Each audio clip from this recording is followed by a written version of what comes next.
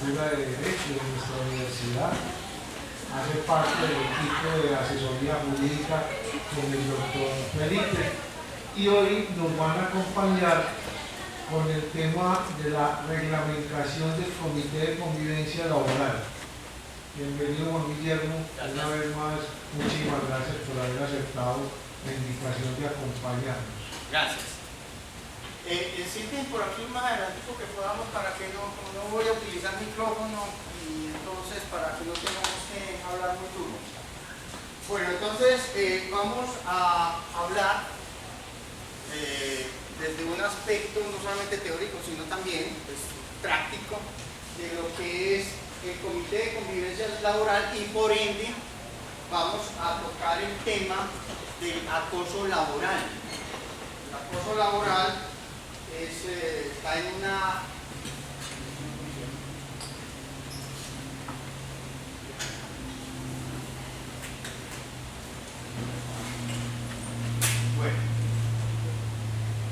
el acoso laboral es una norma, es una ley, la ley 1010 de 2006, que se refirió a un tema que digamos que no es nuevo. No es que apenas en el 2006 empezara a vislumbrarse el tema del acoso laboral. Simplemente que en Colombia eventualmente no se tenía todavía una iniciativa en materia legal para abordar esta temática, que es especialmente importante a partir de la Constitución Política de 1991.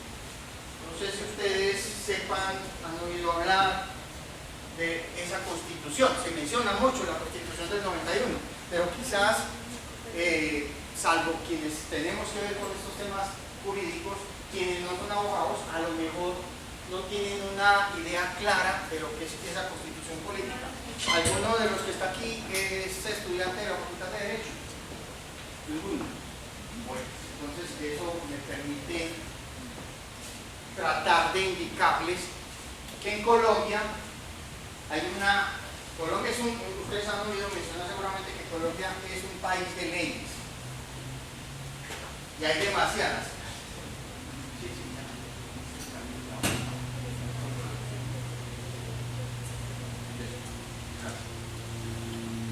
Pero en Colombia la norma más importante es la Constitución. En los países que tienen Constitución política se supone que es la que consagra los derechos fundamentales y la que estructura la organización del Estado, cómo va a funcionar el Estado.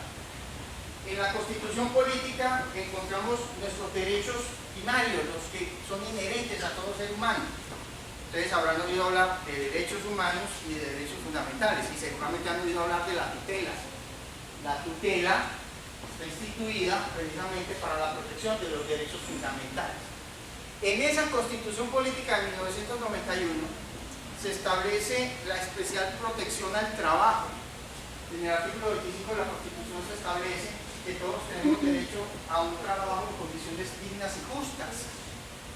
E incluso desde el preámbulo se habla de que Colombia es una nación que está fundada, que está edificada en un pilar básico, entre otros, el trabajo. Entonces el trabajo tiene una especial protección en la Constitución Política. ¿Eso qué significa? Significa que cualquier norma que se expida, sea una ley, o sea un decreto, sea una resolución, tiene que estar conforme a la Constitución.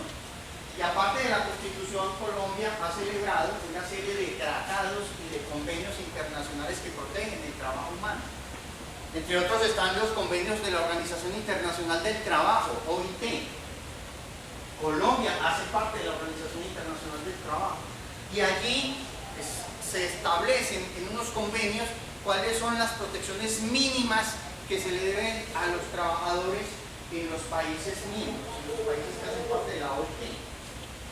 Luego, es importante no perder de vista que cuando uno trabaja para una empresa, para un empleador, pues tiene unas obligaciones que emanan del contrato de trabajo, obviamente, pero también tiene unos derechos y que tiene una protección de la ley y de la Constitución. Precisamente ese tema de la dignidad que es tan importante para nuestra Constitución donde se le está señalando claramente tanto al legislador como al gobierno y a los jueces que este es un país donde ante todo debe respetarse la dignidad del ser humano. Entonces, desde el punto de vista laboral existen también normas para proteger a ese trabajador, a esa persona que está bajo un contrato de trabajo, porque esa persona no es un objeto, no es una mercancía. Uno de los principios primordiales de la protección al derecho laboral es que el trabajo no es una mercancía, que el trabajo hace parte del ser humano, y como seres humanos que somos, entonces merecemos y necesitamos una protección, la garantía de nuestra dignidad. Por eso entonces fíjense ustedes que esta ley tiene que ver con la protección contra distintas conductas que puedan constituir un ultraje a la dignidad del trabajador. El empleador no puede abusar de la facultad de dictar órdenes, de dictar reglamentos, de sancionar. Esas facultades las tiene un empleador: dictar órdenes, proferir reglamentos, sancionar, pero no puede abusar de ellas. En Colombia, porque somos un Estado democrático, un Estado social de derecho, ese poder que tienen los empleadores tiene límites, y esos límites tienen que ver, entre otras cosas, con la dignidad del trabajador. Por lo tanto, entonces, se expide esta ley, definitivamente no va a funcionar. Se expide esta ley que tiene unos destinatarios específicos.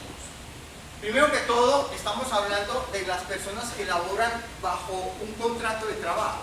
No todo el mundo trabaja bajo la perspectiva de un contrato de trabajo. Por ejemplo, los contratistas independientes. Algunos nos dedicamos al ejercicio profesional en nuestras propias oficinas, sin que entonces tengamos un contrato de trabajo celebrado con nuestros clientes, sino que tenemos contratos de prestación de servicios. Pero las personas que tienen contrato de trabajo, que es a las que está dirigida esta norma, entonces allí hay un conglomerado. Ese conglomerado está constituido por los jefes, la parte directiva, está constituido por el resto del personal, y entonces la idea es protegerlos a todos, porque no solamente, normalmente uno diría, es que el acoso laboral es propio de jefes a subalternos, a subordinados, pero no. También se dan situaciones donde un jefe puede estar siendo acosado laboralmente por sus subordinados, por las personas que tiene a cargo. Por lo tanto, entonces, esta ley está dirigida a ese conglomerado que se desenvuelve en una empresa en relaciones de trabajo bajo la óptica, bajo la figura de un contrato de trabajo. Entonces pueden ser, obviamente, sujetos pasivos o víctimas del acoso, los trabajadores, los directivos. Puede ese acoso provenir de arriba hacia abajo, o sea, de jefes a subalternos, o puede ser un acoso que se dé de abajo hacia arriba, de subalternos hacia directivos, o puede inclusive haber acoso laboral entre compañeros de trabajo, entre iguales, entre pares. Todas esas conductas son sancionables, o por lo menos requieren un tratamiento específico en las empresas.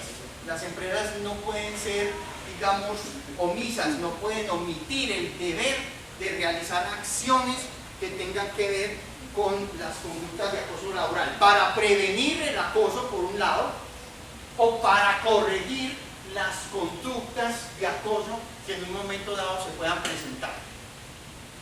¿Qué es acoso laboral? Esto es importante porque muchas veces la gente empieza a decir que lo están acosando porque le dan órdenes de trabajo que están dentro de la órbita de sus funciones. Eso no es acoso. Vamos ahorita a ver qué conductas no constituyen acoso laboral, pero por regla general, digámoslo de una vez, no constituye acoso laboral la orden que se le imparta a alguien para realizar sus funciones, o los requerimientos que se le hagan para que acate el reglamento, para que acate las órdenes e instrucciones particulares que se le impartan. Tampoco constituye acoso laboral las acciones que se tomen para en materia disciplinaria tomar sanciones respecto de las faltas o, si llega el caso, para despedir con justa causa a quien ha incurrido en una justa causa de despido. En general, entonces, hay que distinguir cuando estamos en presencia de acoso. Por eso es muy importante. Vamos a ver que hay una cantidad de conductas que se describen en esta ley que son constitutivas de acoso. Pero básicamente lo que se trata es de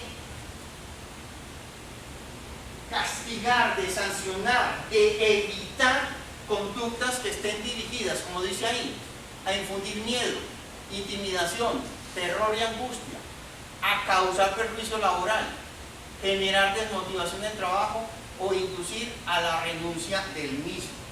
Obviamente, si le damos una orden a un trabajador para que realice las funciones propias de su contrato de trabajo, eso no tiene nada que ver con esto. Estamos dando una orden para la cual está el resultado del empleador dentro de digamos, los lineamientos normales de la empresa. Pero ya cuando un empleado, un supervisor, un directivo o incluso un compañero empiezan a intimidar a otro, empiezan a desmotivar al otro, empiezan a despreciar en público al otro, pues ya se están generando conductas que son anormales, que no son las propias del ámbito laboral. Luego entonces, a esas conductas, a mitigar ese tema, a neutralizarlo, atiende esta ley. Entonces, la ley trae una serie de modalidades de acoso laboral. Por ejemplo, habla del maltrato laboral, de la persecución laboral, de la discriminación laboral, entorpecimiento laboral, inequidad laboral y desprotección laboral. Esas serían pues unas modalidades. Enseguida vamos a ver una serie de conductas, pero devolvámonos para ver una a una, para mirar pues ligeramente. No vamos a leer cada una de esas diapositivas, pero sí por lo menos ustedes las podrán ir visualizando. Entonces, por ejemplo, hablamos de maltrato laboral, todo acto de violencia contra la integridad física o moral. Integridad física o moral. No es solamente la violencia física de darle un golpe al otro, el agredir físicamente al otro, sino que fíjense ustedes que también es la violencia moral. La violencia moral es cuando se infunde miedo en el otro, cuando lo están amenazando constantemente, usted está pateando la lonchera, usted se quiere quedar sin trabajo, usted está comprando todas las boletas para que lo despidamos. Cuando estamos continuamente haciéndole angustiar a una persona respecto de su estabilidad laboral. Entonces estamos hablando de actos de violencia física o moral, de la libertad física o sexual, y dentro de las posibilidades, dentro de las conductas constitutivas de acoso. Ahorita vamos a ver un par de diapositivas que tienen que ver con el acoso sexual, que además pues tiene una tipificación de tipo penal. Toda expresión verbal injuriosa o ultrajante que lesiona la integridad moral o los derechos a la intimidad y al buen nombre de quien participe en una relación de trabajo de tipo laboral, o todo comportamiento tendiente a menoscabar la autoestima y la dignidad de quien participa en una relación de tipo laboral. Entonces, fíjense ustedes que, insisto en un tema, se persigue, se castiga, se sanciona no solamente la agresión física, sino también la agresión que tiene que ver con el patrimonio moral, el buen nombre, la dignidad, la honra de las personas. Si por ejemplo en una empresa empiezan un compañero de trabajo o un superior o un subordinado frente a su superior a decir que es deshonesto, que es un ladrón, que es tal cosa, que denigra de la persona sin que tenga razones para sostenerlo, que además incluso puede llegar a constituir en un momento dado un delito. Ustedes quizás han oído mencionar de la injuria y la calumnia, cuando uno empieza a decir cosas deshonrosas o atribuir delitos a una persona, cosas que no corresponden a la realidad, podría llegar incluso eso a ser constitutivo de un delito.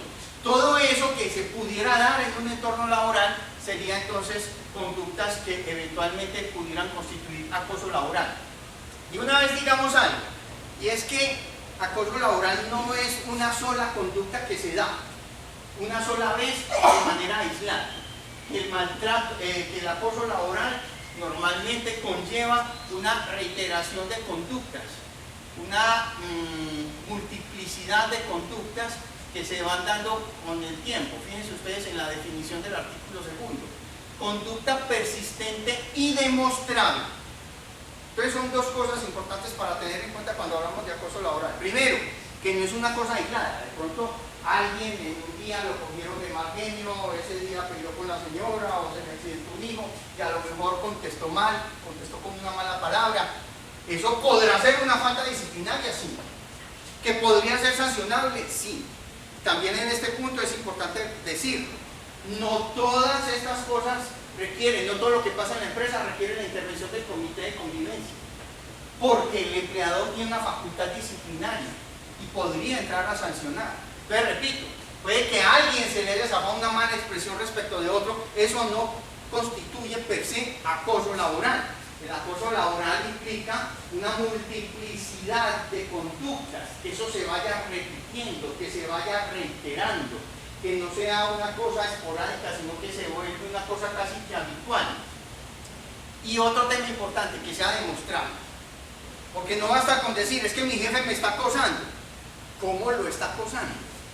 Cuando nosotros en derecho hablamos de demostración, de la prueba de algo, pues necesitamos generalmente que haya unos hechos concretos. Entonces decimos, hay que precisar las circunstancias de tiempo, modo y lugar.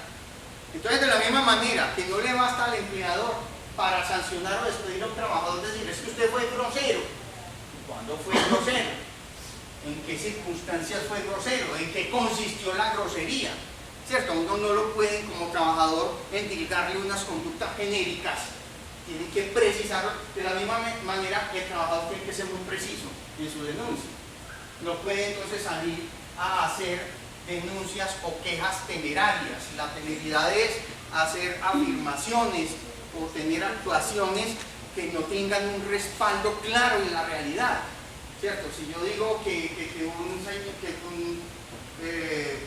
supervisor, por ejemplo, está siendo injusto y a lo mejor pues no preciso en qué consiste la injusticia o que está siendo despótico, y no digo de qué manera está siendo despótico, entonces eso es una temeridad, es atribuirle a alguien unas conductas sin respaldo alguno.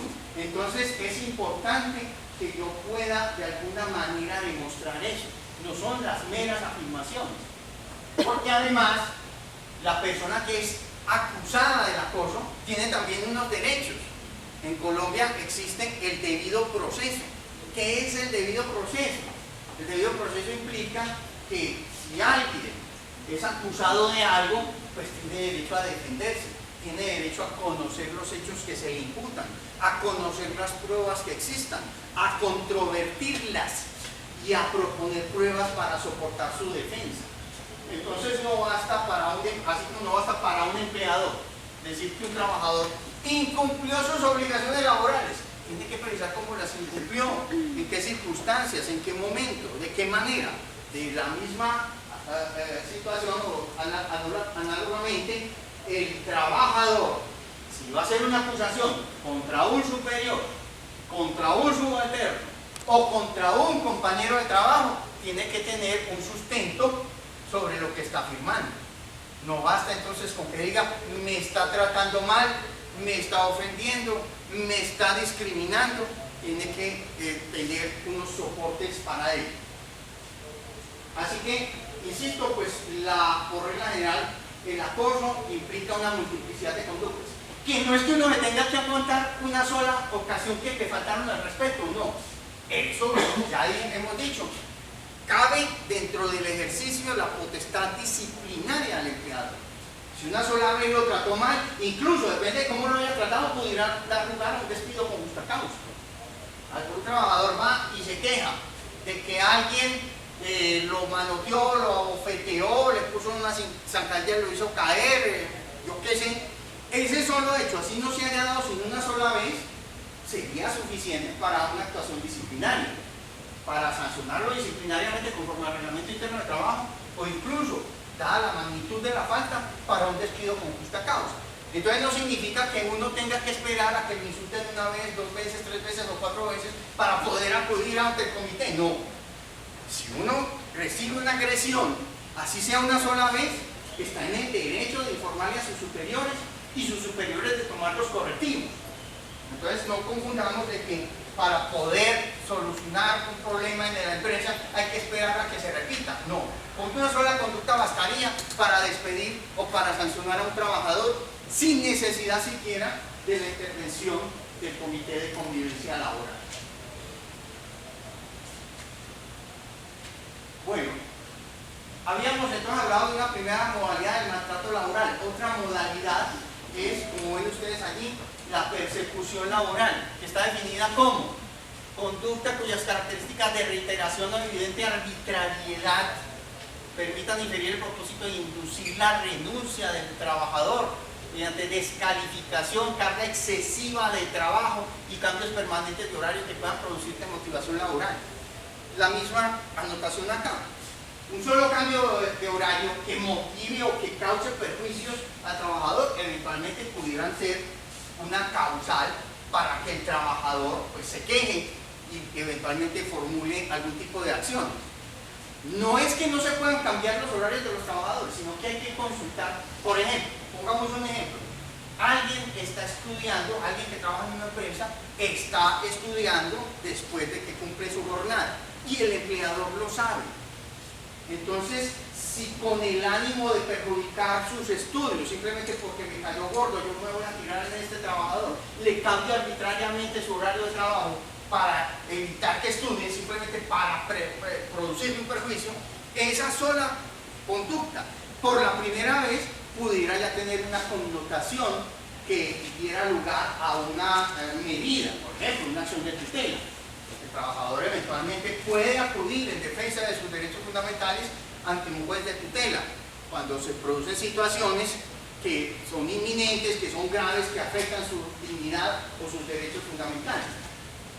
Pero entonces pudiera darse una reiteración de situaciones en las que continuamente le estamos moviendo el horario a una persona que a lo mejor tiene compromisos familiares, ¿cierto? La señora cabeza de familia que tiene que despachar a los niños en la mañana y entonces pues le ponemos un horario en el que no va a poder atender a esas circunstancias, en fin.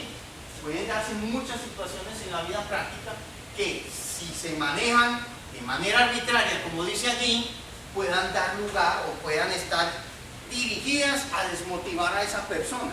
La carga excesiva de trabajo, estarle programando a una persona horas extras continuamente, estarle programando los trabajos dominicales y festivos y no darle la oportunidad de descansar, no darle la oportunidad de estar con su familia. Son circunstancias que eventualmente pudieran constituir esa persecución laboral. Discriminación laboral. Todo trato diferenciado por razones de raza, género, origen familiar o nacional, credo religioso, preferencia política o situación social, o que carezca de toda racionalidad desde el punto de vista laboral. Los trabajadores, todos son iguales frente a la ley. Y además todos, trabajadores o no, por el solo hecho de ser seres humanos, tenemos una serie de derechos. Derecho a pensar, a creer en lo que mejor nos parezca. En materia religiosa, por ejemplo, Colombia no tiene una religión oficial, entonces significa que cada cual escoge su preferencia. En materia política, en creencias filosóficas, mientras el trabajador esté cumpliendo el reglamento interno de trabajo, esté cumpliendo con las obligaciones propias de su contrato de trabajo y obviamente guarde un mínimo de lealtad a la institución a la cual pertenece, pues tendrá que garantizarse el ejercicio de su actividad profesional o de su actividad, de su profesión o oficio. Entonces, no es posible, no es viable discriminar a nadie por una de estas causas que enumera la norma. Entorpecimiento laboral. Esto puede darse y a veces se da en las organizaciones. Alguien tiene que entregar un trabajo y depende de información que le deben entregar de otras dependencias o que le debe entregar un compañero de trabajo y eventualmente le demoran la información o se la entregan defectuosa o se le entregan parcial, en fin, formas de ir aburriendo a alguien. Yo solo poner en este caso un ejemplo para los que les gusta el fútbol. A los que les gusta el fútbol de pronto sabrán que a veces los jugadores se paran, empiezan a jugar mal, no hacen un gol ni al arco iris, y les hacen los goles más absurdos del mundo. Y entonces cuando están aburridos con un técnico, por ahí hay un comentarista de San Peláez que dice, si se juntan 3 o 4, echan al técnico. Y eso es verídico. En estos días no sé si ustedes se dieron cuenta que por ejemplo un técnico de Santa Fe de Bogotá, del equipo Independiente de Santa Fe, el tipo renunció.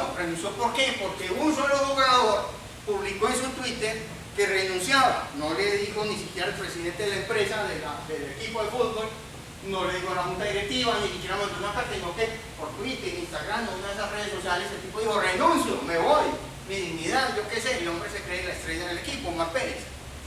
Y entonces finalmente eso provocó, le echó a la hinchada encima, a las barras bravas. Entonces ese día fueron a los hotel, estaban 2 sagrados y una serie de señores ahí, si es que les puede decir señores, empezaron a arengar, a decir palabras oeces, a intimidar al técnico, y el técnico dijo, me voy.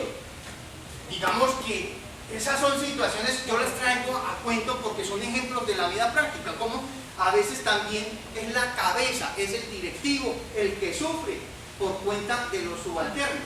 Por eso digo yo, regla general, son los subalternos los que eventualmente reciben acoso, o de los superiores, o de sus iguales, de sus pares, de sus compañeros.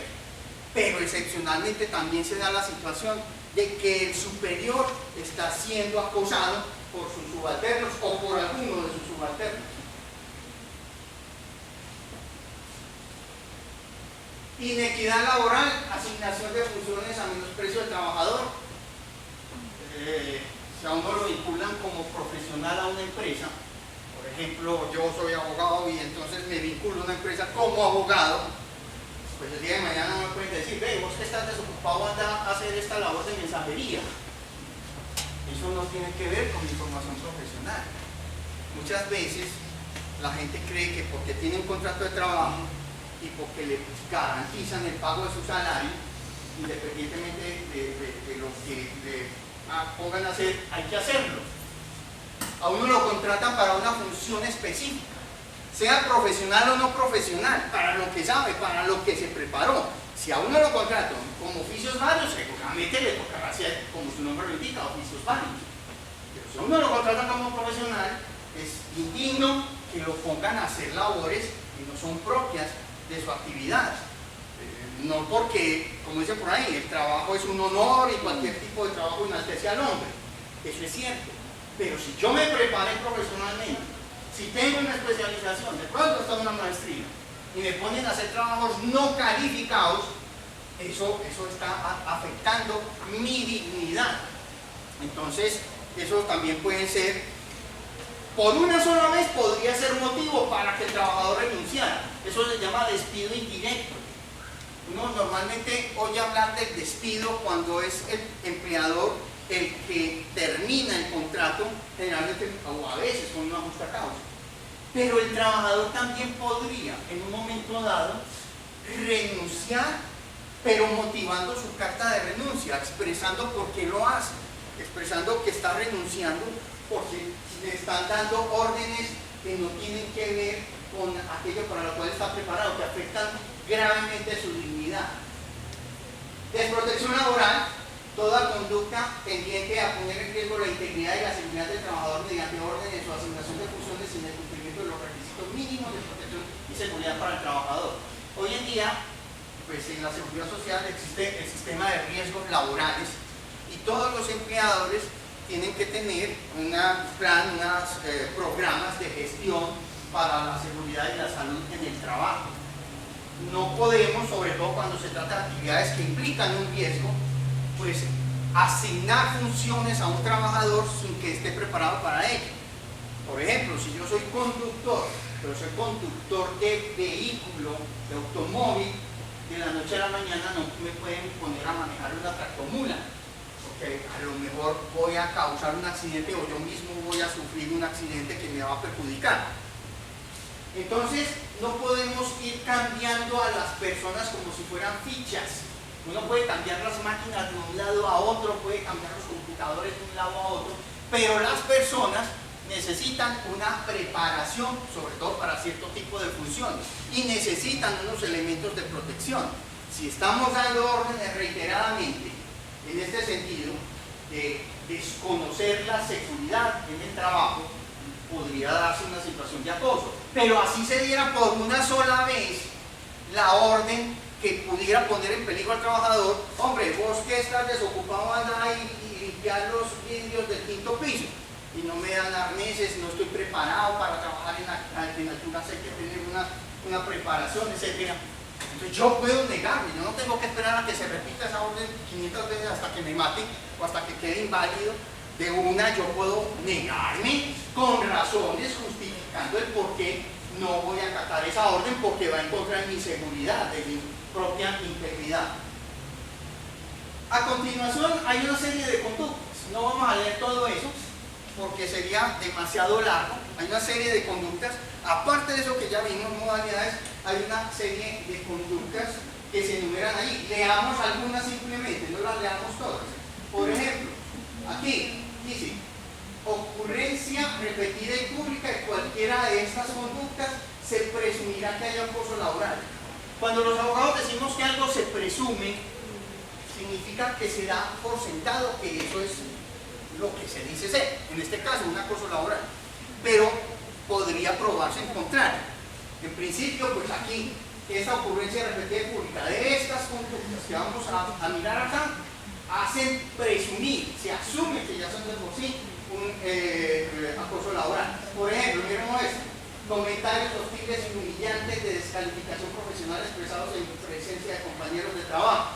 A veces se da en algunas organizaciones, en algunos entornos laborales, donde entonces empiezan a criticar de mala manera los informes que presenta el uno, las intervenciones que hace, la manera como llega vestido, o en fin.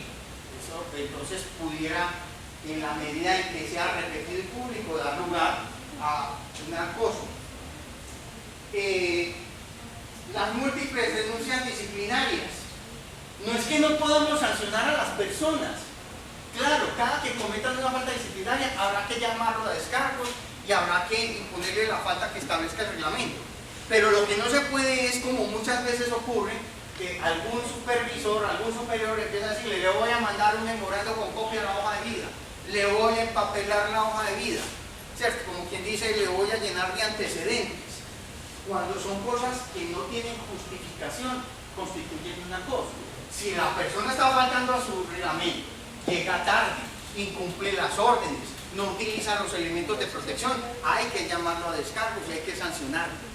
Y así sea repetidamente, porque repetidamente incurrió faltas disciplinarias.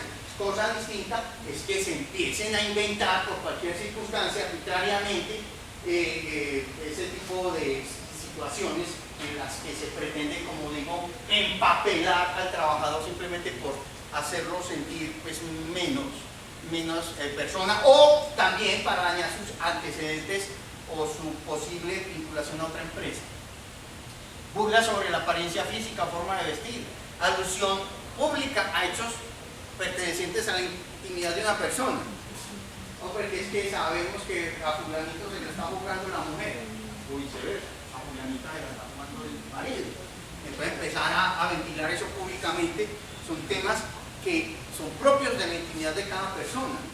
No se pueden ir aireando, manejando por ahí. Exigencia de elaborar en horarios excesivos respecto de la jornada laboral, es decir, impedirle el descanso, impedirle su relación familiar, impedirle el sosiego, impedirle la recuperación física con horarios excesivos reiterados.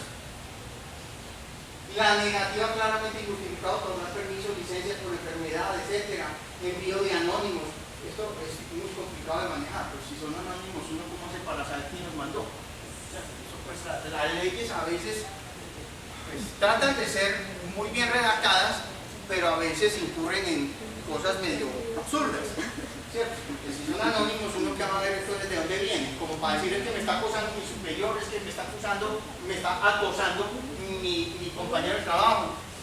Cuando hay anónimos, pues lo que hay que hacer es formular una denuncia penal. Existe en la Fiscalía, en la CIGIN, una unidad de delitos informáticos. Entonces a uno le están llegando acoso o amenazas por vía de, por ejemplo, de correos electrónicos, o si están llegando físicamente a la casa, pues entonces tendrán que acudir ante las autoridades pertinentes. Ahí, pues, como repito, porque es bastante largo para leerlas todas, hemos visto algunos ejemplos. Nos dicen que excepcionalmente un solo acto hostil bastará para acreditar el acoso. Ya hemos visto, regla general, el acoso es una multiplicidad de conductas, es una reiteración de conductas, por eso se habla de la persistencia. Nos dice la ley que eventualmente una sola conducta puede ser acoso, pero entonces ahí será la autoridad competente la que apreciará esa circunstancia. Vamos a ver enseguida que cuando hay acoso laboral hay unas alternativas para manejarlas en la empresa, y finalmente si en la empresa pues no se logra, pues el trabajador tendrá otras medidas.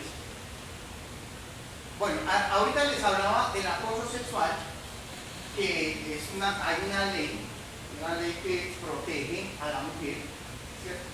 Y que nos habla de una definición de daño o sufrimiento sexual, y que nos habla de que el acoso sexual puede ser incluso un delito. Entonces, si alguien en el entorno laboral está sufriendo acoso por parte de un compañero, por parte de un subalterno, incluso, no sé si ustedes vieron alguna película donde alguien sufrió, un caballero sufría el acoso sexual de una jefe, que era con Demi Moore y con, me escapa el nombre de este otro, de Michael Douglas, ¿cierto? Un corredor de bolsa muy importante y muy exitoso, pues aspiraba a un ascenso, y pues, la jefe, que era una vicepresidenta de la corporación, estaba dispuesta a ascenderlo, pero si accedía a sus condiciones y él no estaba dispuesto, no quería, pues Demi Moore era muy linda, todas cosas, pero no quería, ¿cierto? Nadie lo puede obligar. Entonces, el acoso sexual está tipificado como un delito. Pues no solamente podría ser una justa causa de despido, no solamente podría ser una conducta objeto de manejo a nivel de comité de convivencia laboral, sino que incluso puede dar lugar a un delito que da prisión de 1 a 3 años, de que en beneficio suyo o de un tercero y valiéndose de su superioridad manifiesta, o relaciones de autoridad o de poder, edad, sexo, posición laboral. Les puse el ejemplo de Demi Moore y de Michael Douglas en la película, no me acuerdo cómo se llama. Posición social, familiar, económica, acose, persiga, hostigue o asedie física o verbalmente. No tiene que haber un tocamiento. Con fines sexuales no consentidos a otra persona, incurrirá en prisión de 1 a 3 años. Entonces, esto son situaciones que hay que tener en cuenta. Les decía que no todo es acoso laboral, que la exigencia, como dice allí, y las órdenes que se impartan, pues, en este caso habla de la fuerza militar, pero aquí los actos destinados a ejercer la potestad disciplinaria, cuando realmente hay conductas que quebrantan el reglamento interno del trabajo, eso no es acoso. La formulación de exigencias razonables de fidelidad laboral o lealtad empresarial o institucional. O el que trabaja en una empresa, así no comparta íntegramente sus políticas. Pongamos un ejemplo. La Universidad de Buenaventura es una universidad católica, es una universidad franciscana, pero no todo el mundo tiene que ir a misa cada 8 días o al primer viernes, ni amar a San Francisco. Pero lo mínimo que se pide a alguien es que respete la filosofía y los principios de la universidad. Lo mismo en cualquier empresa. Si hay una que no se comparta plenitud, que estar de acuerdo con todo absolutamente es muy difícil, ni siquiera en la casa con la señora, con el esposo, ¿cierto? Hay divergencias, que uno deja la ropa tirada, que estripa mal el dentífrico, yo qué sé, la crema dental.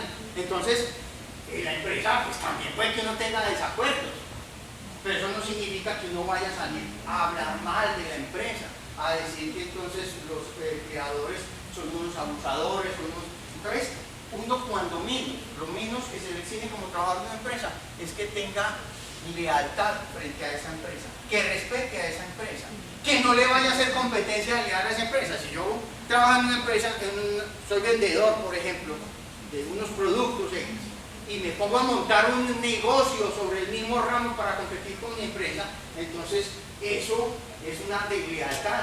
Y el que me digan que debo ser leal con la empresa no implicaría que sea un acoso. Los memorandos destinados a dirigir órdenes, a impartir instrucciones, eso no puede ser acoso. Es que me está mandando un memorando diciéndome que debo presentar el informe, ¿cierto? El informe de cierre de fin de mes. Hombre, si esa es su función, yo no estoy diciendo nada que sea exótico, que a lo mejor lo necesito con más urgencia porque vamos a solicitar un empréstito a un banco. Entonces, eso no es acoso. La solicitud de cumplir deberes extras de colaboración para con la empresa o institución cuando sean necesarios para la continuidad del servicio o solucionar situaciones difíciles en la operación de la empresa o institución. A veces se presentan emergencias, situaciones extraordinarias. Aquí, por ejemplo, y en la mayoría de las empresas existen brigadas de seguridad. ¿Para qué? Para atender pues, con actos de incendio o de inundación, para hacer socorrismo. El hecho de que yo no sea de la brigada de seguridad no significa que frente a una emergencia yo me tenga que quedar quieto. Eso no es conmigo. Eso pues que si yo tengo posibilidad de hacer algo, de avisar a alguien, de tomar una medida precautelativa, pues eso es lo menos que le pide uno a un trabajador en la empresa como gesto de solidaridad, de lealtad. Actuaciones administrativas encaminadas a gestionar o dar por terminado pues, el contrato de trabajo no son acoso. La solicitud de cumplir deberes de la persona y el ciudadano que trata del artículo 95 de la Constitución. En la Constitución, yo les decía al principio, que están los derechos fundamentales que tenemos todos como seres humanos, los derechos humanos, los derechos fundamentales, pero también tenemos deberes. Yo no los voy a leer, pues, aunque ahí está la diapositiva más adelante, pero el principio, por ejemplo, dice la Constitución, todos tenemos que obrar en consecuencia con el principio de solidaridad en situaciones que lo ameriten, situaciones que afecten a las personas o a las cosas. Tenemos que contribuir o colaborar con las autoridades, cuando las autoridades están realizando investigaciones, cuando están solicitando información pertinente, tenemos que colaborar con las autoridades, etc. En general, la exigencia de cumplir con las obligaciones o deberes que el código establece en favor o a cargo de empleadores y trabajadores, así como las prohibiciones que establece el código. ¿Cuáles son entre otras? Hombre, el trabajador está obligado a hacer la función para la cual fue contratado por sí mismo, a utilizar los instrumentos y elementos de trabajo que le sean entregados en las labores para las cuales le fueron entregadas esas materias primas o esos equipos, esos elementos, a no entorpecer la actividad laboral, a respetar la moral. Y cuando hablamos de moral, pues estamos hablando de la moral, no necesariamente de la moral cristiana, sino la moral que normalmente es aceptada en una comunidad en un momento dado. Entonces, mantener unas relaciones rigurosas con sus subalternos, con sus compañeros de trabajo, con sus superiores, en fin. Y lo mismo, el empleador tiene unas obligaciones de respeto para con el trabajador, de cuidar y velar por su salud, por su seguridad física, por su salud mental. Existen normas que tienen que ver con la salud mental, etc. Bueno, vamos a pasar rápidamente a hablar, vamos a saltarnos varias de estas diapositivas para hablar rápidamente del comité o de las medidas. Hay una serie de medidas que contempla la ley como medidas correctivas y preventivas. Sí.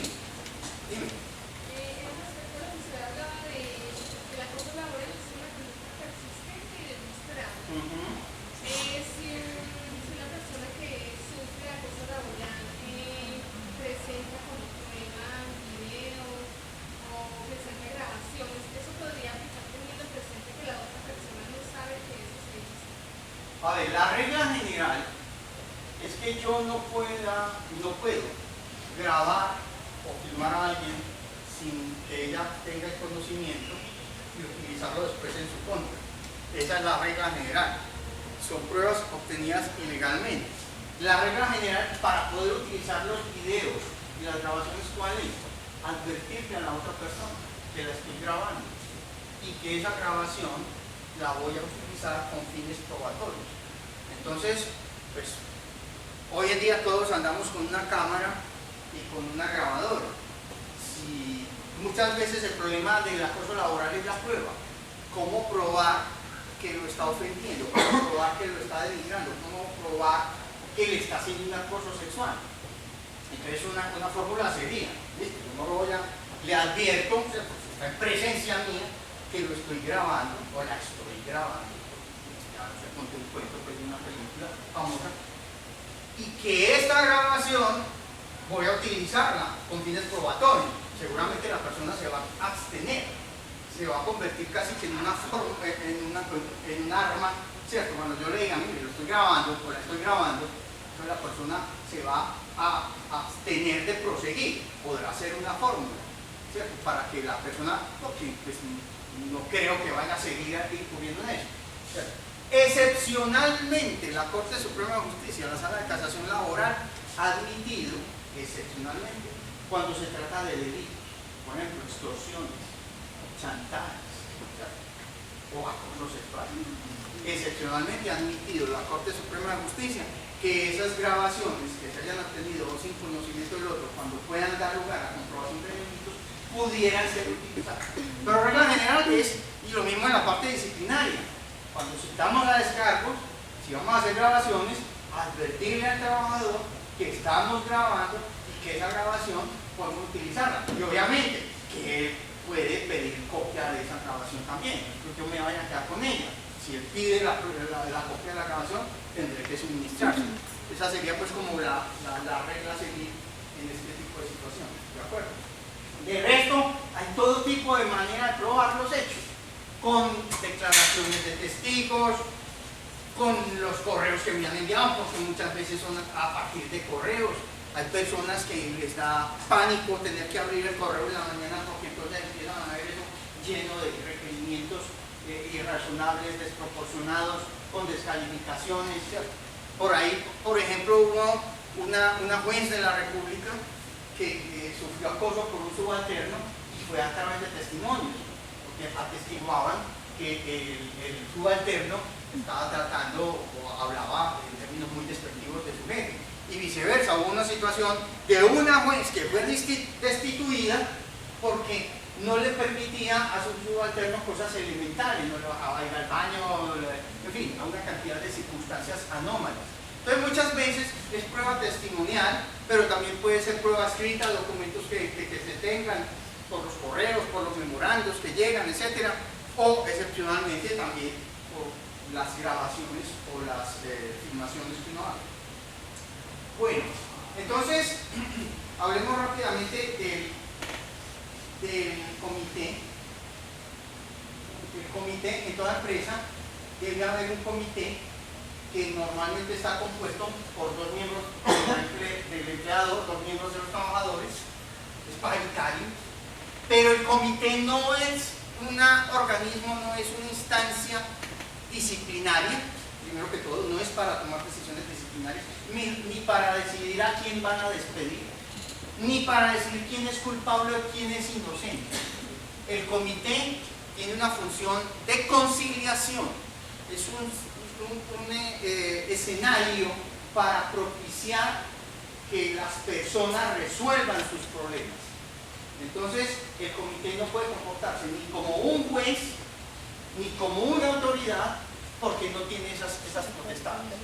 Por eso es importante que se tenga en cuenta que cuando vamos a elegir representantes al comité, tanto del lado del empleador como del trabajador, sean personas, como dice aquí, que tengan competencias actitudinales y comportamentales como respeto, imparcialidad, tolerancia, serenidad, confidencialidad, reserva del manejo de la información y ética, asimismo habilidades de comunicación asertiva, liderazgo y resolución de conflictos.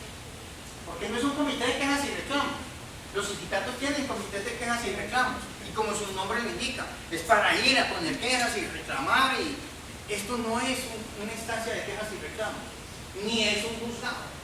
Son es un escenario, es un espacio para el diálogo, para propiciar el acercamiento entre las personas que tengan dificultades y lograr en lo posible corregir esas situaciones anómalas.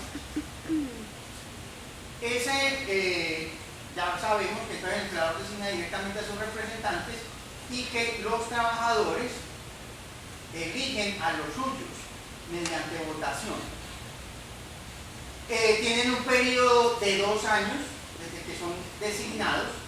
Pues nada se opone a que sean reelegibles. Aquí no opera como en el sector público, que por regla general se prohíbe la reelección. Si hay unos representantes que lo hacen, pues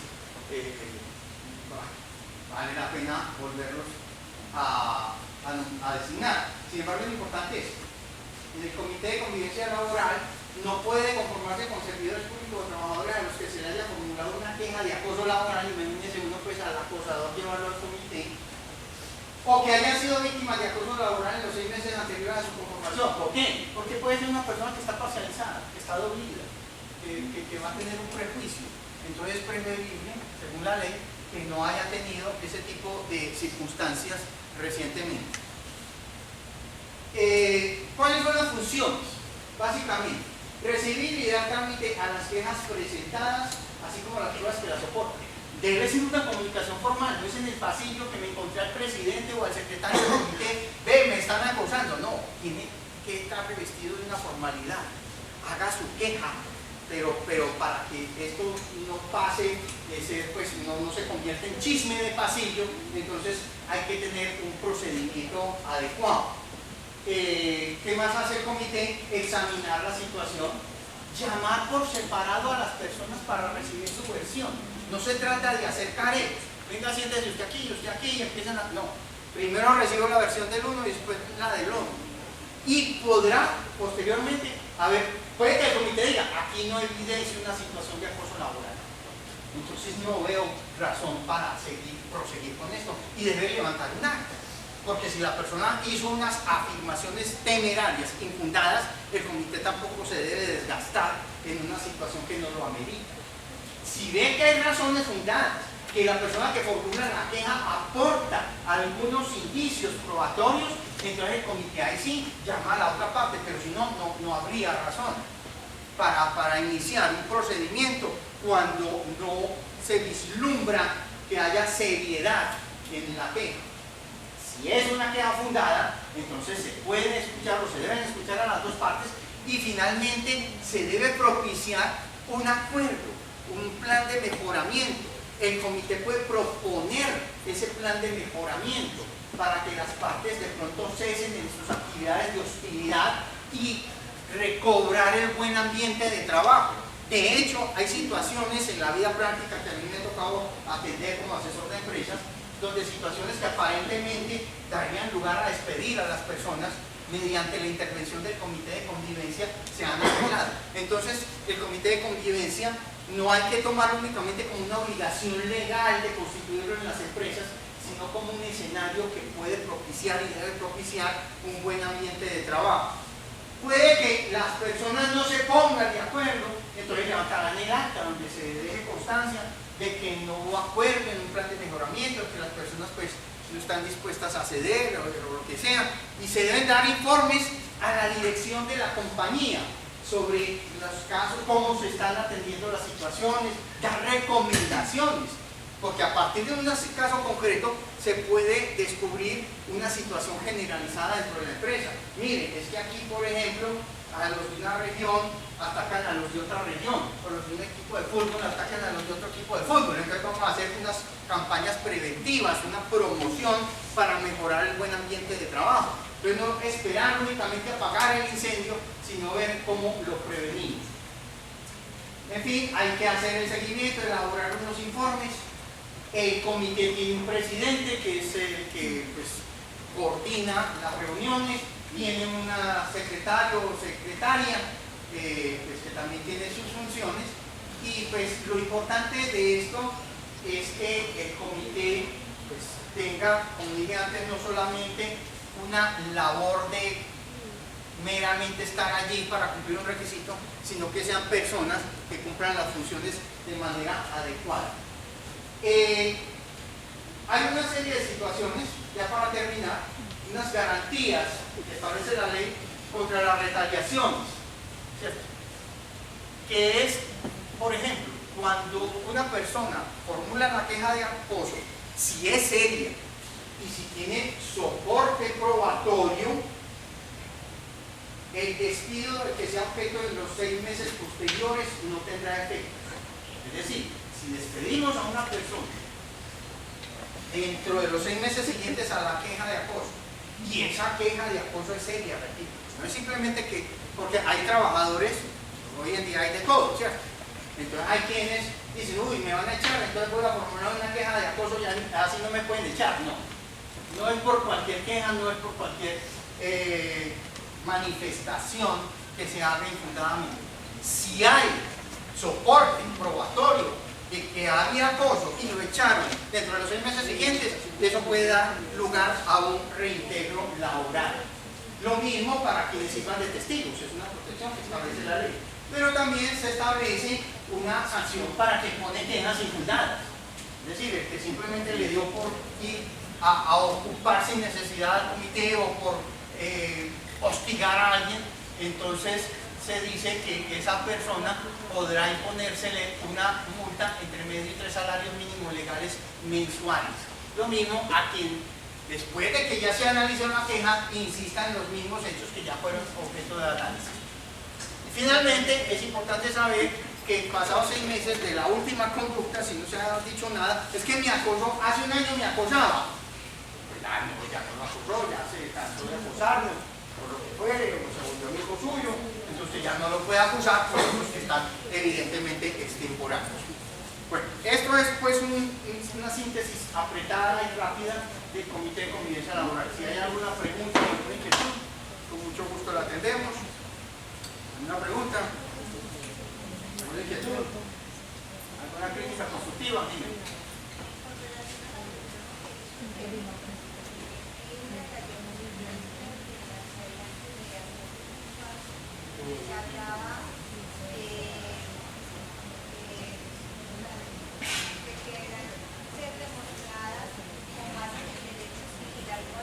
Sí, todos los medios probatorios que admiten el derecho civil.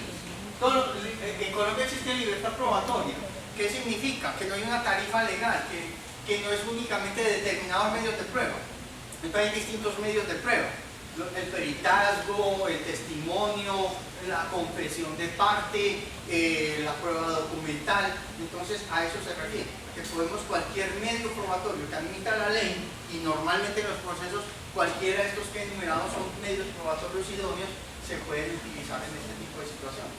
Hombre, que me llegaron unos mensajes anónimos y yo contraté un perito, ¿cierto?, que descubrió que eso provenía del computador de mi jefe. Ah, listo, eso le puede servir. Ese peritazgo que yo aporte puede servir como prueba. Entonces, eso significa todo medio probatorio, testimonios, documentos, peritazgos, en fin, la misma confesión de la persona. No faltará quien diga, hombre, sí, yo le he dicho esas cosas, pero a lo mejor trata de justificarse, pero no tendrá la justificación adecuada. Son todas las posibilidades de prueba que uno tiene en un proceso civil o laboral o comercial o incluso penal.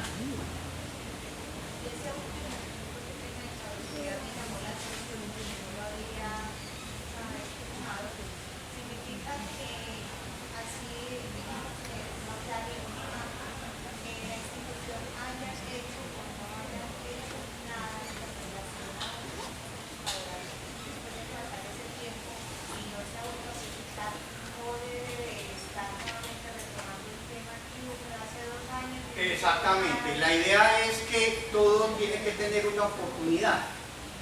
Entonces la ley dice pues que si ya pues dejaron de ocurrir los hechos de acoso laboral y han transcurrido más de 6 meses, ya no tiene sentido dar trámite a esa queja.